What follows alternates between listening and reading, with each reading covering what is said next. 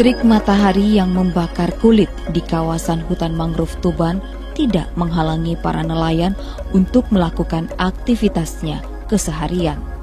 Di balik panasnya udara pantai kawasan mangrove Tuban menawarkan kesejukan dari rerimbunan mangrove. Dengan menyusuri jalan kayu, para pengunjung dapat mengelilingi hutan mangrove sembari menikmati keindahan alam dengan flora mangrove berbagai jenis dan fauna seperti burung, ikan maupun kepiting. Kehidupan kepiting di kawasan mangrove seolah-olah tidak terusik dengan lalu lalang kendaraan bermotor yang melintasi jalan tol maupun pesawat yang akan landing di Airport Internasional Ngurah Rai. Kepiting yang menjadi salah satu komoditi andalan nelayan di kawasan benar-benar menjadi berkah bagi para nelayan di kawasan ini. Di samping para nelayan tetap untuk melestarikan mangrove untuk menjadi salah satu mata rantai kehidupan di pesisir laut. Pelestarian mangrove menjadi salah satu upaya pelestarian habitat laut. Selain bertujuan konservasi, kawasan mangrove juga bisa dikembangkan menjadi salah satu produk wisata, yaitu ekowisata. Seperti apa pelestarian mangrove yang dilakukan oleh kelompok nelayan Wanasari Tuban? Bersama saya, Cok Devi, inilah Dinamika Desa.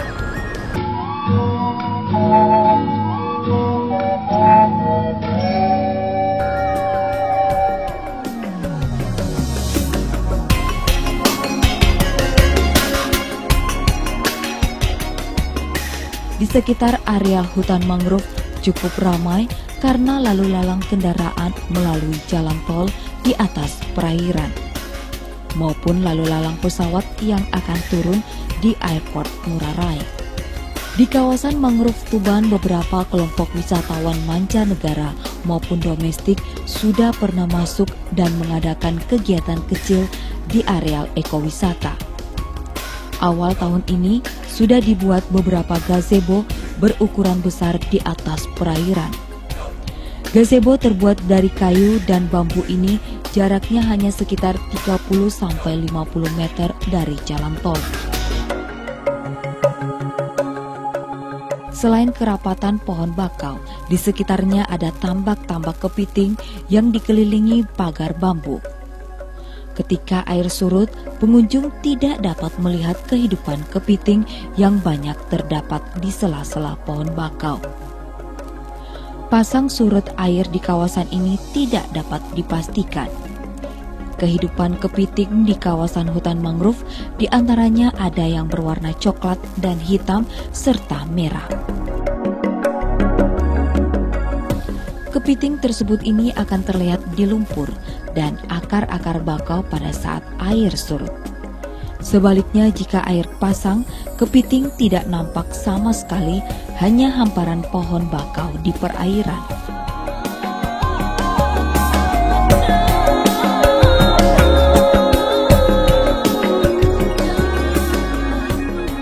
Kepiting bakau adalah salah satu mata pencaharian dan ikon kelompok nelayan Kelurahan Tuban yang mewilayahi Bandara Internasional Ngurah Rai. Memelihara dan membudidayakan kepiting bakau sudah menjadi mata pencaharian nelayan di kawasan ini.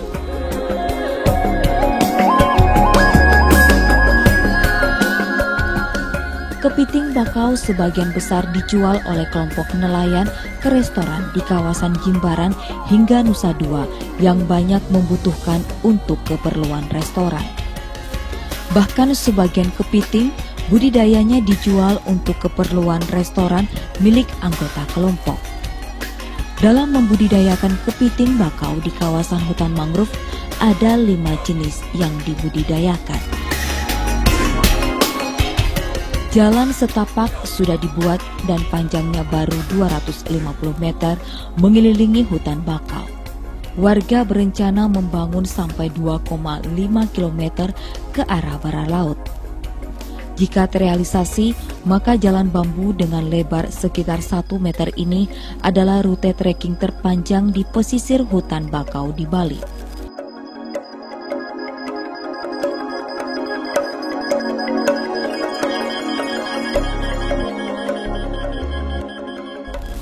Udara segar langsung menyergap ketika jalan di pesisir bakau ini, termasuk saat siang hari ketika matahari terik. Beberapa kali suara pesawat yang akan landing menderu. Pemandangan ekstra di sini adalah pesawat yang hendak turun di landasan Paco Airport Ngurah Rai.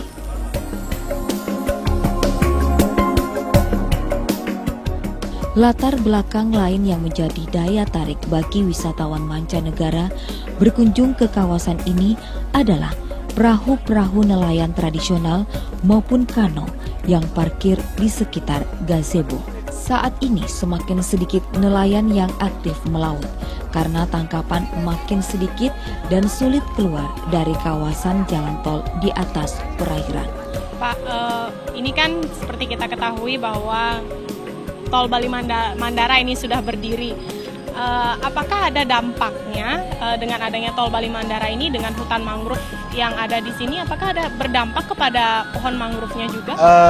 Awalnya dari pengadaan proyek sangat mengganggu karena material yang dia masukkan, kemudian warna air pun sangat berubah, kemudian pembuangan tap oli dan lain sebagainya. Untuk itu kami sebetulnya sangat cerewet dulu kepada Pak kontraktor, yang akhirnya setelah berdiri kita lihat positifnya aja untuk berusaha. Baik, nah Pak, akhirnya kan dengan pembangunan tol Bali Mandara itu Bapak sempat katakan tadi memang berdampak pada saat pembangunan. Dan budidaya kepiting itu sudah ada berarti sebelum tol tahun Bali 2009 ini ya, tahun 2009 kami sudah berbudidaya kepiting, kemudian sempat terjadinya proyek ini kita lalu berdampak juga berarti ya Pak juga ya, karena hasilnya pun berkurang karena satu alat berat, kemudian material-material yang dibawa ke sana sangat mengganggu kehidupan budidaya kepiting itu sendiri. Baik Pak, selama ini kendala pelestarian mangrove dan budidaya kepiting ini apa aja Pak? Mengalami kendala? Satu, kita mengalami kendala permodalan, kemudian dari segi alamnya itu sampah yang belum teratasi, walaupun kita setiap hari masyarakat pembudidaya ini membersihkan sampah dari plastik dan lain-lain yang mengganggu kehidupan hutan itu sendiri, kemudian biotanya itu sendiri. Jadi sangat-sangat bermasalah, tapi dengan rutinitas kami terus lakukan, teman sampah juga terkirim setiap hari. Sampah kiriman dari mana itu Pak? Dari sungai Bu, dari kota. Baik, itu berarti kami ingin sebetulnya menyediakan suatu penanggulangan, memasang jaring yang khusus untuk sampah, namun masih mencarikan solusi permodalannya. Ya. Selain itu mungkin ada kendala lain selain permodalan, mungkin permasalahan sampah. Sampah, dan kalau dari sisi keamanan SDM masyarakat kami sudah mulai menyadari itu. Jadi semuanya seiring sejalan setelah kami berpendapatan di laut ini.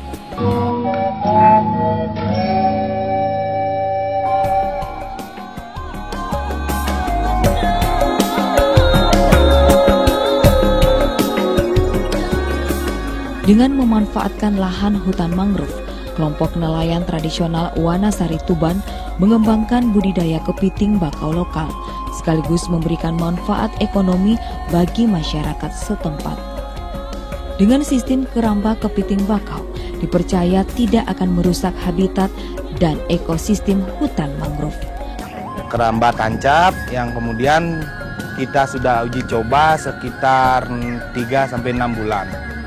Dan keramba tancap ini kita usahakan untuk tidak merusak lingkungan, tidak membabat pohon, kita hanya mengikuti alur pohonnya saja. Seperti ini ya? Iya betul, seperti ini. Nah setelah itu kita coba dengan satu keramba awalnya, kemudian berhasil kita ajak semua nelayan yang berminat untuk usaha di bidang budidaya kepiting. Sebelum 2009 itu belum ada. 2009 Pak Made mulai. Awalnya yang kecil hanya ukuran sekian. Sebelumnya kita hanya mengambil dari habitat asli, dalam artian ngambil langsung dari ke mangrove ini. Ya, karena kita uji coba itu, terus permintaan kepiting untuk restoran itu makin banyak, mulailah berkembang. Responnya bagus. Ya.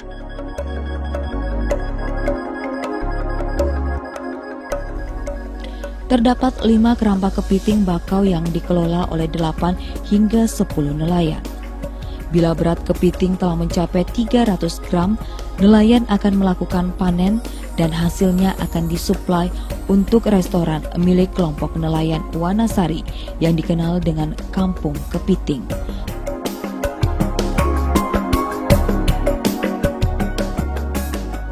Restoran Kampung Kepiting dengan desain ala gazebo kayu ini menawarkan berbagai menu olahan hasil hutan mangrove.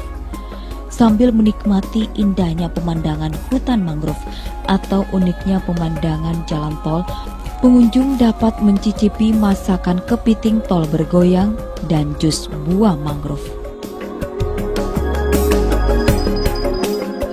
Sejumlah paket wisata yang ditawarkan adalah edukasi bakau, meliputi penanaman dan pembibitan, lalu budidaya kepiting, tur hutan mangrove dengan perahu, trekking dan menyewakan gazebo maupun kano. Peluang ekowisata ini akan sangat berarti bagi nelayan yang sudah makin sedikit penghasilannya dari laut.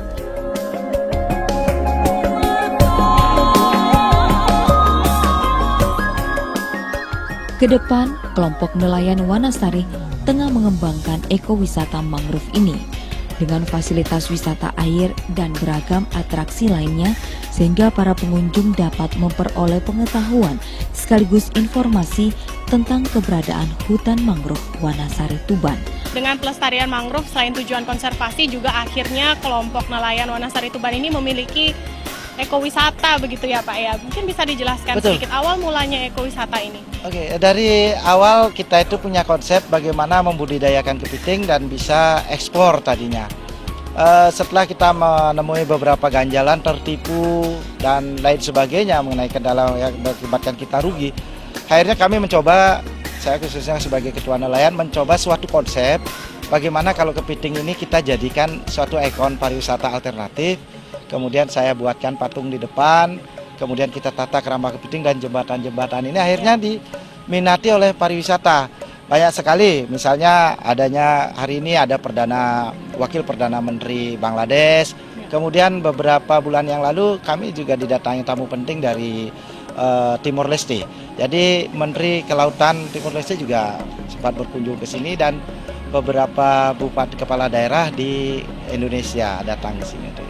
Baik, berarti memang sudah banyak ya Pak ya, bisa terbilang banyak seperti itu wisatawan yang banyak. datang. Kita rata-rata per hari kunjungan 300 pengunjung, 300 orang sudah berkunjung sini untuk menikmati, ada yang kuliner, kemudian kita sisipkan dengan tur keramba kepiting, kemudian memberikan penjelasan bagaimana kita merawat hutan ini, kemudian juga ada beberapa atraksi air yang kita siapkan. Berarti banyak sekali sebenarnya kegiatan wisata yang bisa dilakukan ya Pak ya? Banyak sekali, tergantung daripada bagaimana kita menyikapi kondisi pasar yang ada. Jadi seperti misalnya kano, tadinya kita nggak berpikiran kano, ternyata kesimpulan kami untuk menelusuri hutan mangrove ini tidak bagus untuk bermesin, jadi kita lakukan dengan kano. Tadi disiapkan kano dan tamu-tamu senang. Ya, sangat menarik sekali. Banyak yang bisa dijual kepada pariwisata. Kita ajak pariwisata para turis itu menanam pohon bakau dan setiap perkembangannya kita emailkan. Kita mintakan alamat emailnya, perkembangan pohonnya sampai sejauh mana. Berarti ada lahannya begitu ya Pak ya? Ada spot-spot untuk penanaman. Kita ada lahan di balik tol itu, ada lahan kosong yang terhampar yang belum tertanam, itu kan kita coba tanam. Berarti sekalian ya Pak ya untuk nutupin pelestarian mangrove, kemudian kita menanam kembali dan kita wisatawan juga senang kita ajak seperti itu. Berarti memang minat wisatawan sekarang ke arah sana ya Pak ya, banyak sekali yang ke sana. Baik, lalu sejauh ini bentuk promosi yang sudah dilakukan oleh kelompok nelayan ini untuk mempromosikan ekowisata ini, bentuk promosi apa kita saja? Tidak punya tim khusus untuk itu Bu ya, tapi ini Astungkare Ida Sangyang Widi Wase sudah memberikan kita jalan, banyak media massa, media cetak, kemudian media televisi yang secara sukarela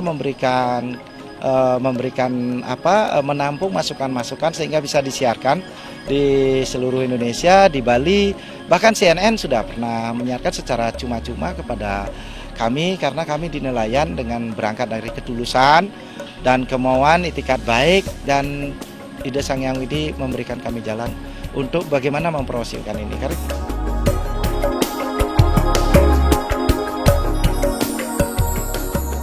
Upaya perlindungan, pengelolaan, dan pengembangan hutan mangrove yang dilakukan oleh kelompok nelayan tradisional Wanasari Tuban adalah bentuk partisipasi masyarakat dalam menjaga pelestarian hutan mangrove. Sumasa, boleh diceritakan mungkin kegiatan pelestarian mangrove yang dilakukan oleh kelompok nelayan Wanasari Tuban ini seperti apa? Baik, kita sebetulnya nelayan Wanasari keberadaan ini dari 1901 dalam konteks kehidupannya mencari ikan di laut.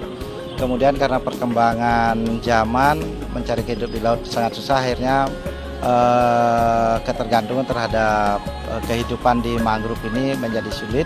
Untuk itu di 2009 saya mulai mencobakan konsep dengan pelestarian mangrove sambil berbudidaya kepiting. Akhirnya di 2010 mulai diminati oleh nelayan kami. Kemudian untuk menghindari terjadinya perabasan hutan, kami berikan suatu pendidikan, dan kami ajak berkunjung ke Balai Mangrove BPHM Suung. Kemudian dari sana baru ada penyadaran sehingga untuk mempertahankan ekonomi di mangrove ini kita awali dengan menjaga mangrove itu sendiri, baik itu kebersihannya dan menjaga mangrove ini supaya tidak ada yang dipangkas, supaya tidak ada yang dimatikan. Karena erat sekali kaitannya dengan memelihara lingkungan pohon mangrove ini, maka dia akan memberikan sesuatu kepada kehidupan manusia yang beraktivitas di sekitarnya. Baik Pak, berarti langkah penyuluhan itu apakah efektif akhirnya mengajak para nelayan tersebut? Sangat efektif Bu, karena efektifnya begini, karena dia bisa beraktivitas dan menghasilkan sesuatu, bisa mempertahankan hidup demi sesuap nasi, akhirnya mau tidak mau konsep itu bisa diadopsi untuk pelestarian itu. Tapi kalau dipaksakan dengan program yang lain, kita harus pelestarian mangrove, kita lestarikan hutan tapi tidak memberikan sesuatu kepada masyarakat, kemungkinan itu tidak akan pernah berhasil. Baik.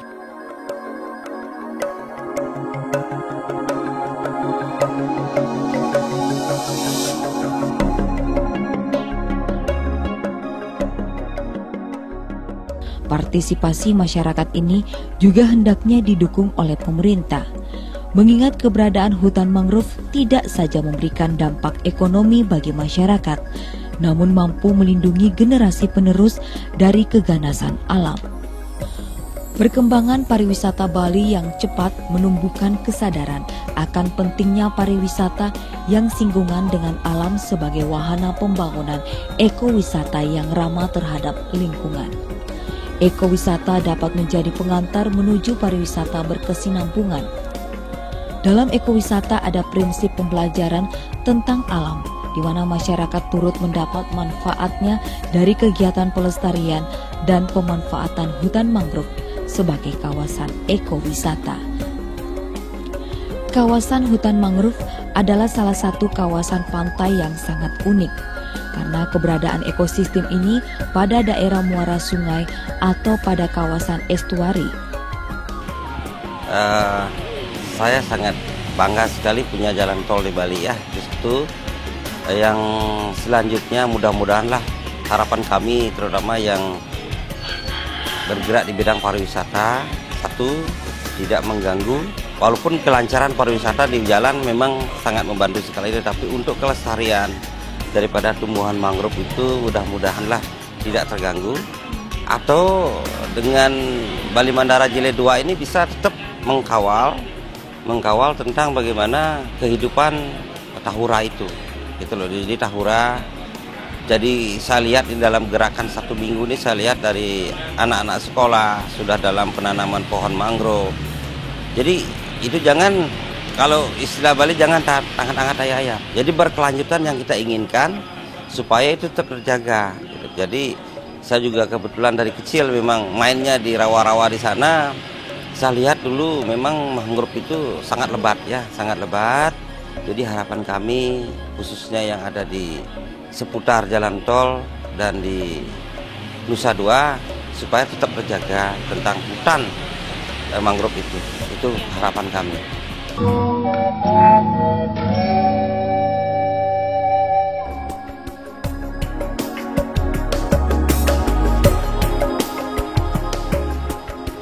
Hutan mangrove di dekat perempatan tersibuk bypass Ngurah Rai Tuban menuju Bandara Ngurah Rai memiliki kekhasan tumbuhan dan hewan yang hidup di sana. Keunikan ini tidak terdapat pada kawasan lain karena sebagian besar tumbuhan dan hewan yang hidup dan berasosiasi di sana adalah tumbuhan khas perairan estuari yang mampu beradaptasi pada kisaran salinitas yang cukup luas. Kawasan hutan mangrove Tuban masih tersembunyi dan dikelola kelompok nelayan setempat. Sebanyak 90 orang kelompok nelayan mengelola kawasan hutan mangrove yang tergabung dalam kelompok nelayan Wanasari. Sebagai akibat adanya jalan tol Nusa Dua Ngurah Rai Benua seluas 2,3 hektar, kawasan mangrove di Tuban juga terkena dampak langsung. Berdasarkan fenomena tersebut, Himpunan Nelayan Seluruh Indonesia HNSI Daerah Bali berupaya untuk menyusun program pendampingan. Program ini dilakukan melalui aktivitas penelitian, pembibitan, penanaman, dan pemeliharaan mangrove di sekitar jalan tol. Untuk di samping untuk kegiatan masyarakat memelihara kepiting juga digunakan untuk kegiatan ekoturism. Jadi ya wisata lingkungan, sehingga didata sedemikian kelompok Wanasari ini bekerja sama dengan HNSI Bali, ya, bagaimana lingkungan ini supaya betul-betul memiliki daya tarik sehingga nanti masyarakat umum pun akan bisa datang ke sini untuk melihat pemandangan ini sehingga bisa memberikan nilai tambah kepada pendapatan masyarakat khususnya kelompok Wanasari ini. Oh, seperti itu. Jadi ya. ada